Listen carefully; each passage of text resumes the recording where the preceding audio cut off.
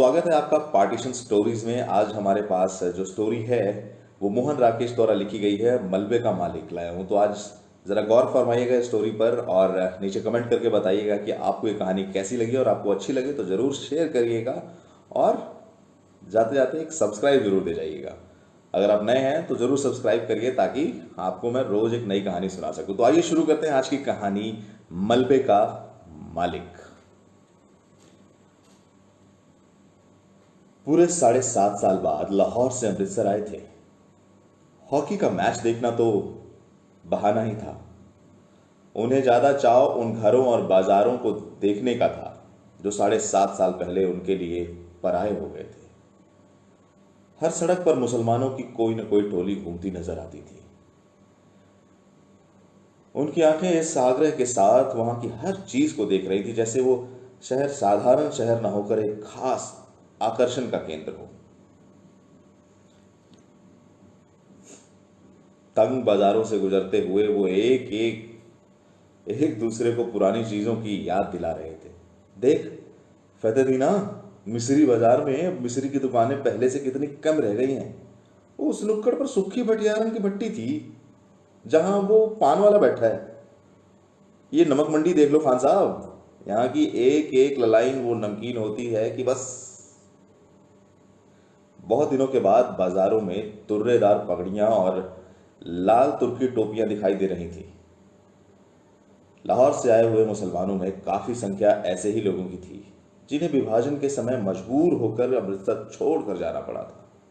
7.5 साल में आए इस जरूरी परिवर्तनों को देखकर कहीं उनकी आंखों में हैरानी भर जाती और कहीं अफसोस घेराता। वल्लाह, कटरा जयमल सिंह इतना चौड़ा कैसे हो गया? क्या इस तरफ के सब मकान जल गए? यहाँ हकीम आसिफ अली की दुकान थी ना, अब यहाँ एक मोची ने कब्जा कर रखा है। और कहीं कहीं ऐसे भी वाक्य सुनाई दे जाते, वली ये मस्जिद ज्यों की त्यों खड़ी है, इन लोगों ने इसका गुरुद्वारा नहीं बना दिया। जिस रास्ते से भी पाकिस्तानियों की टोली गुजरती, शहर के लोग उत्सुकता पूर्वक उनकी ओर देखते रहते। कुछ लोग तो अब भी मुसलमानों को आते देख संकित से रास्ते से हट जाते थे, जबकि दूसरे आगे बढ़कर उनके बगल गिर होने लगते थे। ज्यादातर वे लोगों से ऐसे ऐसे सवाल पूछते थे कि आजकल लाहौर का क्या हाल है, अनारकली में अब पहले जितनी रौनक होती है या नहीं। अरे सुना है शाह अली गेट का बाजार पूरा पूरा नया बना है। कृष्णनगर में तो कोई खास तब्दीली नहीं आई ना? वहां का रिश्वतपुरा क्या वाकई रिश्वत के पैसे से बना है? कहते हैं पाकिस्तान में अब बुर्का बिल्कुल उड़ गया है, ये ठीक है? इन सवालों में इतनी आत्मीयता झलकती थी कि लगता था कि लाहौर एक शहर नहीं, हजारों लोगों का सगा संबंधी है जिसके हालात जानने के लिए वो उत्सुक है। लाहौर से आए हुए लोग उस दिन शहर भर के मेहमान थे, जिनसे मिलकर और बातें करने लोगों का खामखा खुशी को अनुभव हो जाता था। बाजार बांसा अमृतसर का एक उपेक्षित सा बाजार है जो विभाजन से पहले गरीब मुसलमानों की बस्ती थी। वहां ज्यादातर बांस और शहतीरों की ही दुकानें थी जो सब की सब एक ही आग में जल गई थी। बाजार बांसा की आग अमृतसर की सबसे भयानक आग थी, जिसे कुछ देर के लिए उस सारे शहर को जल जाने का अंदेशा पैदा हो गया था।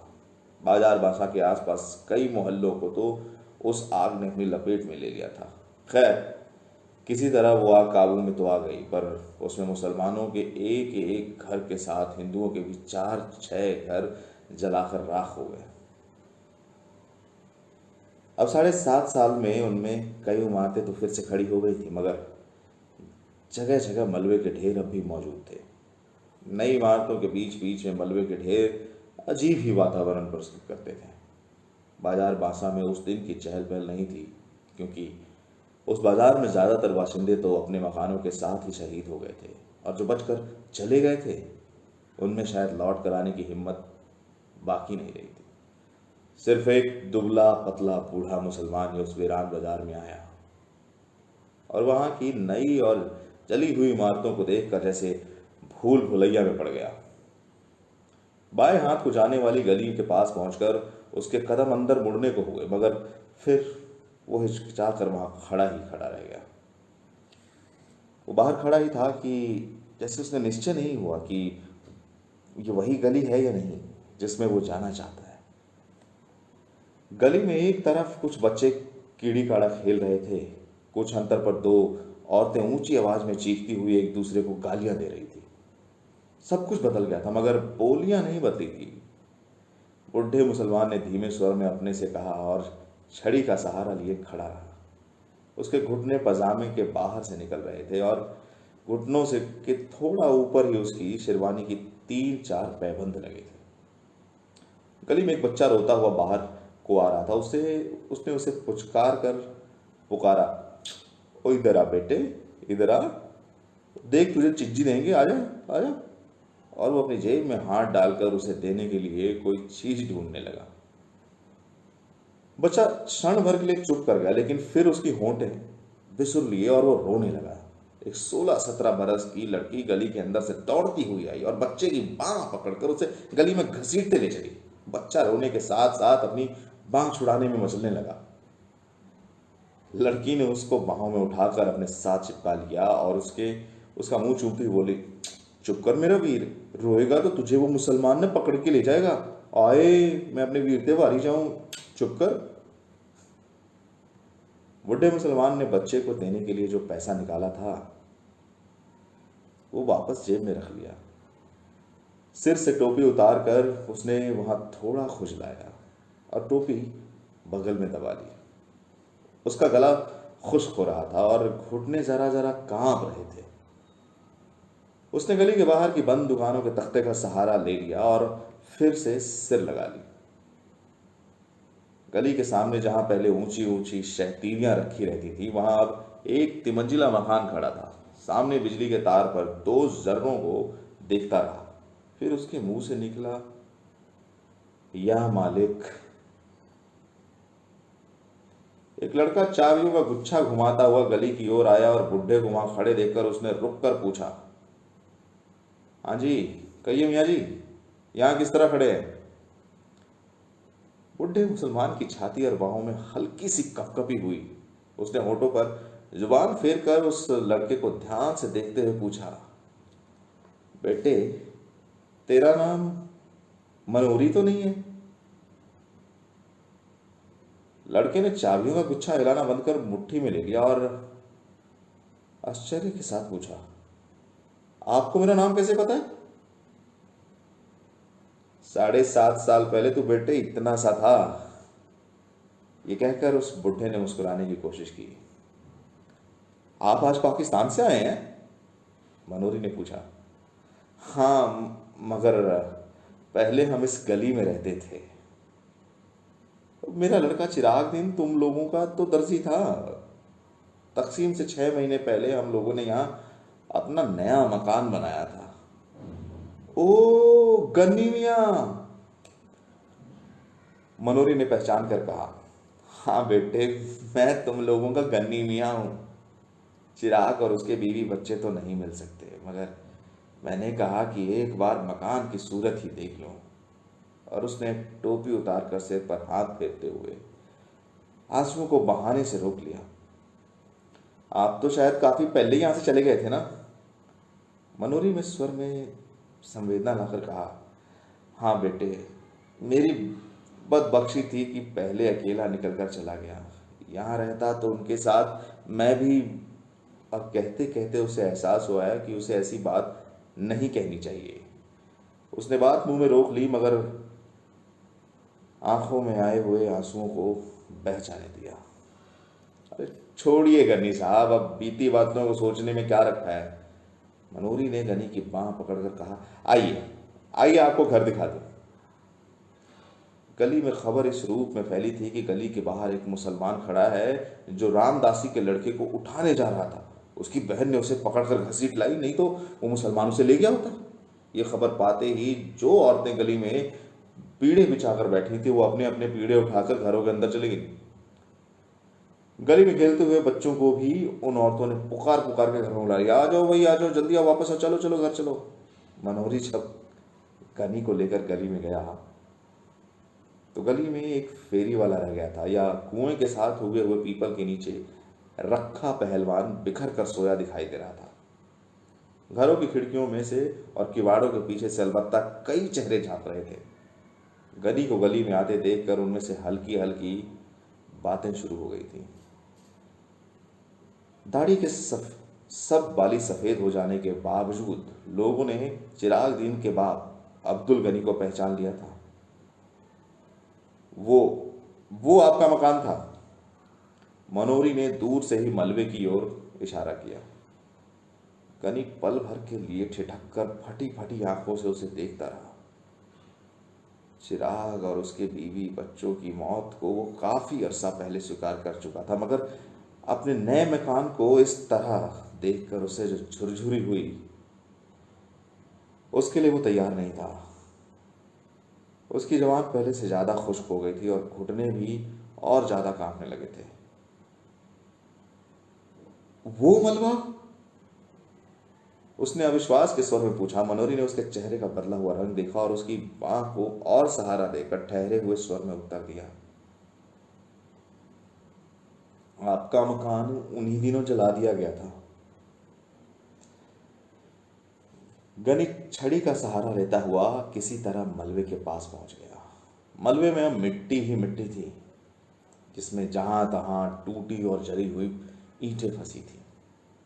लोहे और लकड़ी का सामान उसमें से न जाने कब का निकाल लिया गया था। केवल जले हुए दरवाजे की चौखट न जाने कैसे बची रह गई, जो मलबे में से बाहर निकली हुई थी। पीछे की ओर 2 जली हुई अलमारियां और बाकी थी, जिनकी कालिक पर अब सफेदी की हल्की हल्की तह उभर आई थी। मलबे को पास देखकर गनी ने कहा, ये रह गया है, सिर्फ ये। और जैसे ही उसने उसके घुटने जवाब दे गए, वो जली हुई चौखट को पकड़ कर बैठ गया।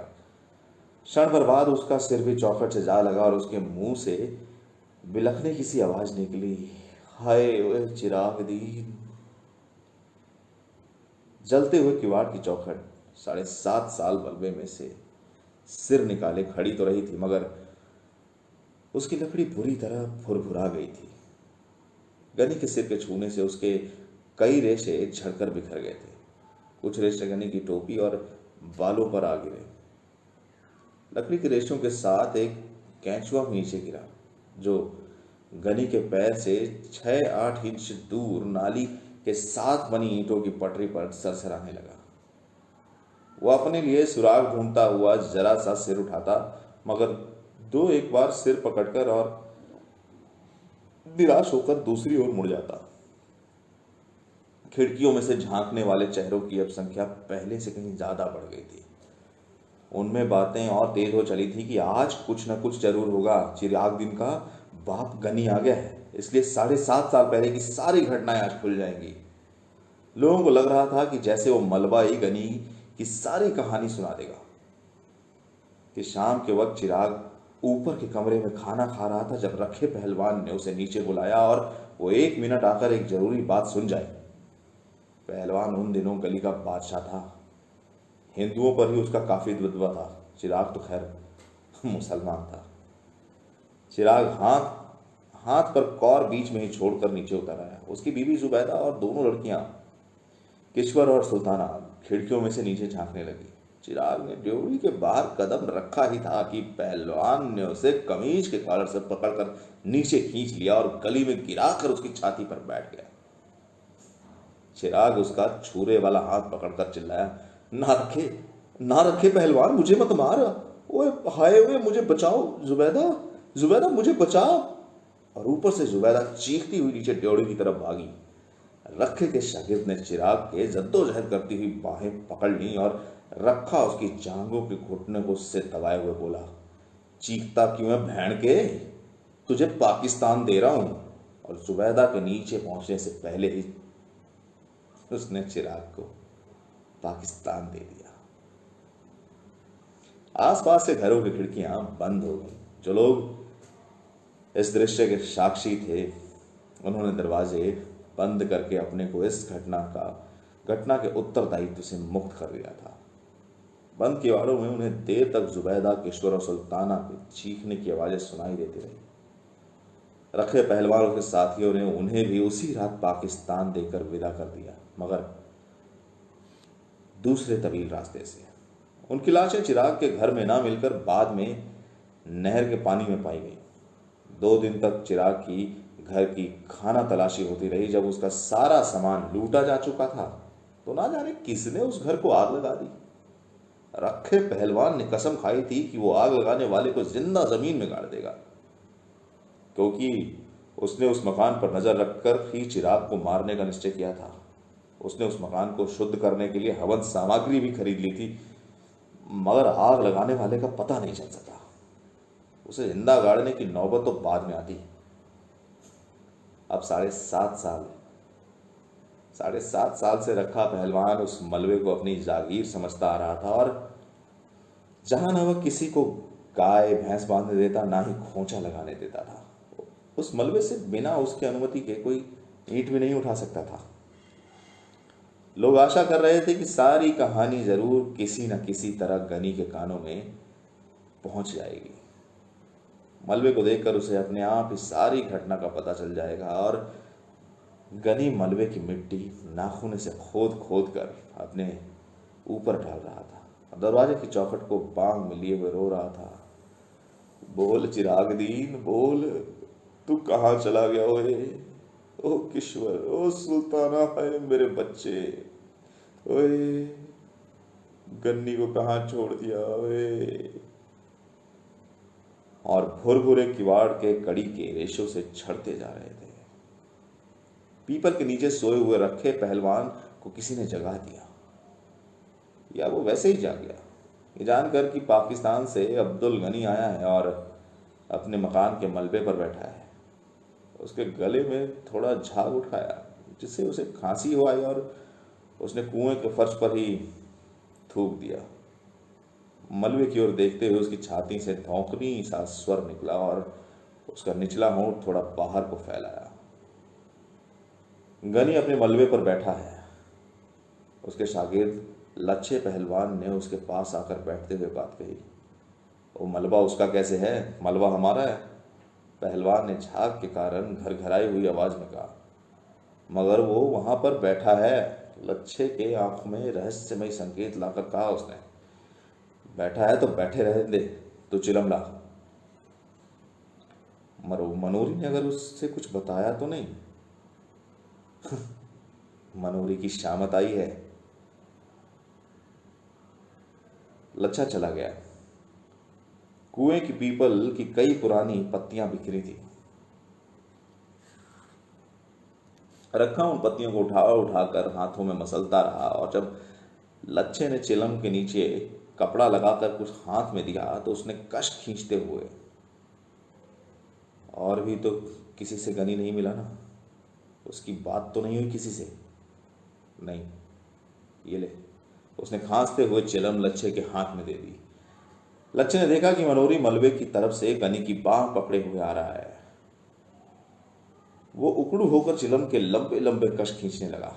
उसकी आंखें आधा क्षण रखे के चेहरे पर टिकती और आधा क्षण गनी की ओर लगी रहती। मनोरी गनी की बांह पकड़े हुए उसे एक कदम आगे चल रहा था, जैसे उसकी कोशिश हो कि गनी कुएं के पास से बिना रखे पहलवान को देखे ही निकल जाए। मगर रखा जिस तरह बिखर कर बैठा था ना, उससे गनी ने तो दूर से ही देख लिया था। कुएं के पास पहुंचते ही उसकी दोनों बाहें फैल गईं और उसने कहा, रखे पहलवान। रखे ने गर्दन उठाकर और आंखें जरा छोटी करके उसे देखा। उसके गले में स्पष्ट सी घबराहट हुई, पर वो बोला कुछ नहीं। रखे पहलवान, मुझे नहीं पहचाना? गनी ने बाहें नीची करके कहा, मैं गनी हूं, अब्दुल गनी, चिरागदीन का बाप। पहलवान ने संदेहपूर्ण दृष्टि से उसका ऊपर से नीचे तक जायजा लिया। अब्दुल गनी की आंखों में उसे देखकर चमक आ गई थी। सफेद दाढ़ी के नीचे उसके चेहरे की झुर्रियां जरा फैल गई थी। रखे का निचला होंठ फड़का, फिर उसकी छाती से भारी सा स्वर निकला, सुना गनिया, क्या हाल है तेरे? गनी की बाहें फिर फैलने को हुई, परंतु पहलवान पर कोई प्रतिक्रिया न देकर उसकी तरह ही रह गई। वो पीपल के तने का सहारा लेकर कुएं की सिल पर बैठ गया। ऊपर खिड़कियों में बातें और तेज हो गई कि अब दोनों आमने सामने आ गए हैं। तो बात जरूर खुलेगी। फिर हो सकता है दोनों में गाली गलौज, और भी रखा गनी को कुछ भी नहीं कह सकता था। अब वो दिन नहीं रहे, बड़ा मलबे का मालिक बनता था। असल में मलबा न इसका है न गनी का, मलबा तो सरकार की मिल्कियत है और किसी को गाय का खूंटा नहीं लगाने देता। मनोरी भी डरपोक है। उसे गनी को बताया क्यों नहीं कि रखे ने ही चिराग और उसकी बीवी और बच्चों को मारा है। रखा आदमी नहीं है, सांड है। दिन भर सांड की तरह गली में घूमता है। गनी बेचारा कितना दुबला हो गया है, दाढ़ी के सारे बाल सफेद हो गए हैं। गनी ने कुएं के सिल पर बैठकर कहा, देख रखे पहलवान, क्या से क्या रह गया है। भरा भूरा घर छोड़कर गया था और आज यहां मिट्टी देखने आया। बसे हुए घर की यही निशानी रह गई है।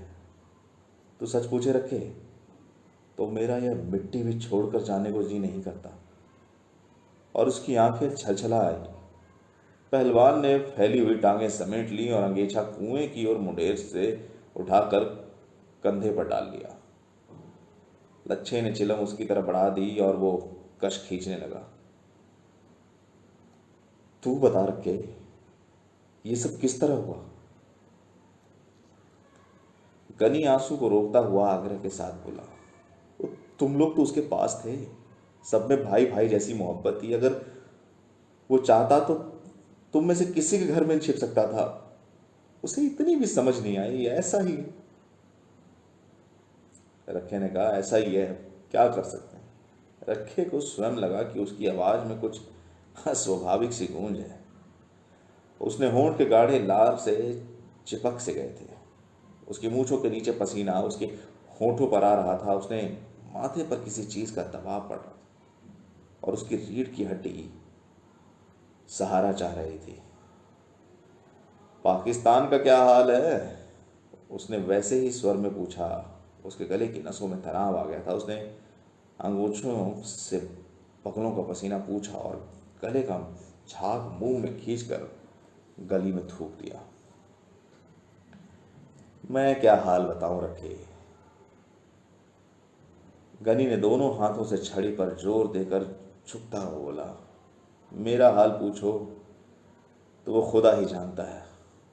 मेरा चिराग साथ होता तो और बात थी। रखे, मैंने उसे समझाया था कि मेरे साथ चला चल, मगर वो अड़ा रहा कि नया मकान है, छोड़कर कैसे जाऊं। यहाँ अपनी गली है, कोई खतरा नहीं है। ओ भोले कबूतर ने ये नहीं सोचा कि गली में खतरा न सही, बाहर से तो खतरा आ सकता है। मकान की रखवाली के लिए चारों जनों ने जान दे दी।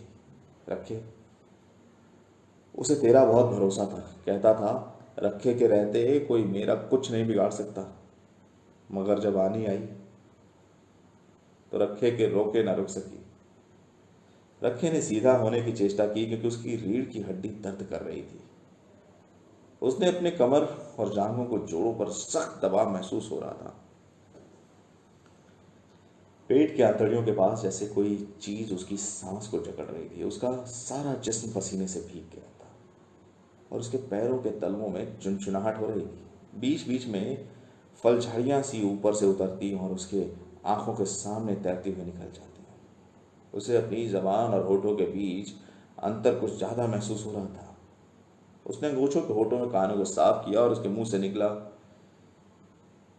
हे प्रभु सच्चिया, तू ही है, तू ही है, तू ही है। गनी ने लक्षित किया कि पहलवान के होंठ सूख रहे हैं और उसकी आंखों के इर्द गिर्द दायरे गहरे हो रहे हैं। तो वह उसके कंधे पर हाथ रखकर बोला, ओ जी हल्कन ना कर रखिया, जो होनी थी सो हो गई। उसे कोई लौटा थोड़े ही सकता है। इतनी ही तसल्ली हुई कि उस जमाने की कोई कोई तो यादगार है। और मैंने तुमको देख लिया तो चिराग को देख लिया। अल्लाह तुम लोगों को सेहतमंद रखे, जीते रहो, खुशियां देखो।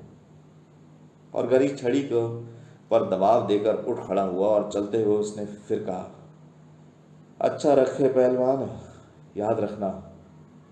रखे के गली से सुकृति की मध्यम सी आवाज निकली। अंगोछा बीच में लिए हुए उसके दोनों हाथ जुड़ गए। गनी गली के वातावरण को हसरत भरी नजर से देखता हुआ धीरे धीरे गली के बाहर चला गया था। ऊपर खिड़कियों में थोड़ी देर बातें चलती रही कि मनोरी ने गली से बाहर निकलकर जरूर गनी को सब कुछ बता दिया होगा। गनी के सामने रखे का ताल्लुक किस तरह खुश हो गया था। रखा अब किस मुंह से लोगों को मलबे पर गाय बांधने से रोकेगा। बेचारी जुबैदा, बेचारी कितनी अच्छी थी, कभी किसी को मंदा नहीं बोलती थी। रखे मरदूत का घर नघाट, इसे किस माँ बहन का लिहाज था, किसी का नहीं।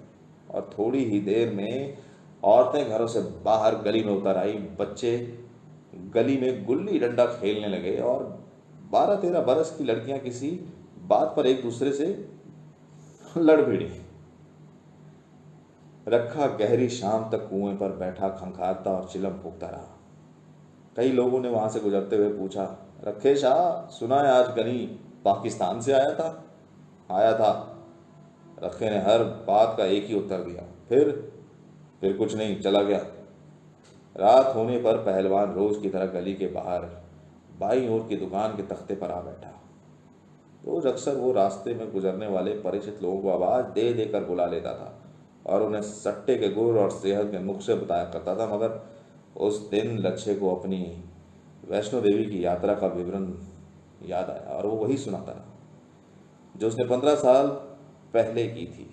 लच्छे को विदा करके वो गली में आया तो मलबे के पास लोकू पंडित की भैंस को खड़ी देखकर वो रोज की आदत से मुताबिक उसे धक्का दे देकर हटाने लगा। तक है, तक तक है। और भैंस को हटाकर वो सुस्ताने के लिए मलबे के चौखट पर बैठ गया। गली उस समय बिल्कुल सुनसान थी। कमेटी की कोई बत्ती ना होने से वहां शाम से ही अंधेरा हो जाता था। मलबे के नीचे नाली का पानी हल्की हल्की आवाज करता हुआ बह रहा था। रात की खामोशी के साथ मिली हुई कई तरह की हल्की हल्की आवाजें मलबे की मिट्टी में से निकल रही थीं। वो सब सुनता रहा। एक भटका हुआ कौवा ना जाने कहां से उड़कर कड़ी की चौखट पर आ बैठा। उसे लकड़ी के रेशे इधर उधर छितरा गए। कौवे के वहां बैठते मलबे का एक कोने में लेटा हुआ कुत्ता गुर्राया उठा और जोर जोर से भौंकने लगा। कौवा कुछ देर सहमा सा चौखट पर बैठा रहा और फिर पंख फड़फड़ाकर कुएं के पीपल पर चला गया। कौवे के उड़ जाने पर कुत्ता नीचे उतर आया और पहलवान की ओर मुंह करके भौंकने लगा। पहलवान उसे हटाने के लिए भारी आवाज में बोला, दर दर दर। मगर कुत्ता और पास आकर भौंकने लगा, हट आई हट हट। पहलवान ने एक ठेला उठाकर कुत्ते की ओर फेंका। कुत्ता थोड़ा पीछे हट गया पर उसका भौंकना बंद नहीं हुआ। पहलवान मुंह ही मुंह कुत्ते की मां को गाली देकर वहां से उठ खड़ा हुआ और धीरे धीरे जाकर कुएं के सिल पर लेट गया। पहलवान के वहां से हटने पर कुत्ता गली में उतर आया और कुएं की ओर मुंह करके भौंकने लगा। काफी देर भौंका, जब कर गली में कोई उसे प्राणी चलता फिरता दिखाई नहीं दिया तो एक बार कान झटक कर मलबे पर लौट आया और वहां में कोने में बैठकर गुर्राने लगा। तो ये थी कहानी मलबे का मालिक। लेखक थे मोहन राकेश और ये वाकयात सन 1947 के हैं, जहां ये कहानियां सुनने के बाद सच्ची लगती हैं कि ऐसा बहुत हुआ था। दोनों तरफ इस तरह के बहुत सारे किस्से हुए थे, ये किस्से गढ़े गए थे। सारे लेखकों ने बस उसे कलम से कागज पर उतार दिया, ऐसा ही लगता है। खैर, तो पार्टीशन स्टोरीज में आज 10 स्टोरियां हो चुकी हैं, काफ़ी सारी स्टोरी सुना चुका हूँ। और अगर कोई कहानी अच्छी लगी हो तो सब्सक्राइब ज़रूर करिएगा। आगे हम और भी दिलचस्प कहानियाँ आपके लिए लेकर आएंगे और अपने साथियों के साथ, अपने जानने वालों के साथ शेयर ज़रूर करें, क्योंकि ये इस तरह की कहानियाँ बहुत कम सुनने के लिए मिलती हैं। ये मेन स्ट्रीम की कहानियाँ नहीं हैं, तो ये बहुत कम सुनने को मिलती है। और मैं रोज़ नई नई कहानियाँ आपके लिए लाता रहूँगा। जाते जाते एक सब्सक्राइब ज़रूर देते जाएँ और आप अपना ध्यान ज़रूर रखें आज इस लॉकडाउन के टाइम पे। धन्यवाद।